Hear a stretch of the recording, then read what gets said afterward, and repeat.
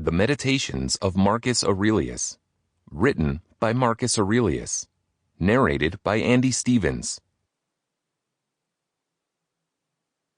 Introduction. Marcus Aurelius Antonius was born on April 26, AD 121.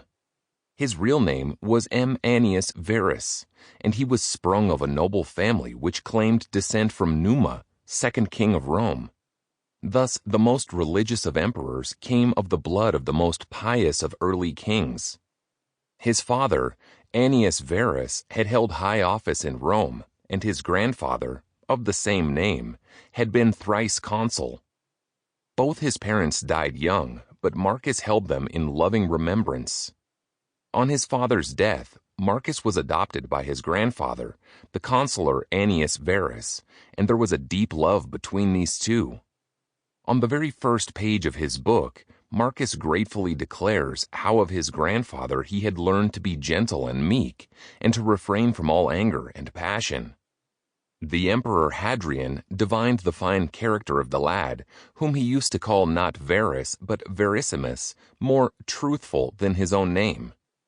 He advanced Marcus to equestrian rank when 6 years of age, and at the first age of 8 made him a member of the ancient Salian priesthood. The boy's aunt, Annia Galeria Faustina, was married to Antonius Pius, afterwards emperor. Hence it came about that Antonius, having no son, adopted Marcus, changing his name to that which he is known by, and betrothed him to his daughter Faustina. His education was conducted with all care. The ablest teachers were engaged for him, and he was trained in the strict doctrine of the Stoic philosophy, which was his great delight. He was taught to dress plainly and to live simply, to avoid all softness and luxury. His body was trained to hardihood by wrestling, hunting, and outdoor games. And though his constitution was weak, he showed great personal courage to encounter the fiercest boars. At the same time, he was kept from the extravagancies of his day. The great excitement in Rome was the strife of the factions, as they were called in the circus. The racing drivers used to adopt one of 4 colors, red, blue, white, or green, and their partisans showed an eagerness in supporting them which nothing could surpass. Riot and corruption went in the train of the reaching chariots, and from all these things Marcus held severely aloof. In 140, Marcus was raised to the consulship, and in 145 his betrothal was consummated by marriage. 2 years later, Faustina brought him a daughter, and soon after the tribunate and other imperial honors were conferred upon him. Antonius Pius died in 161, and Marcus assumed the imperial state. He had once associated with himself L. Sionius Commodus, whom Antonius had adopted as a younger son at the time with Marcus, giving him the name of Lucius Aurelius Verus. Henceforth, the two are colleagues in the empire, the junior being trained as it were to succeed.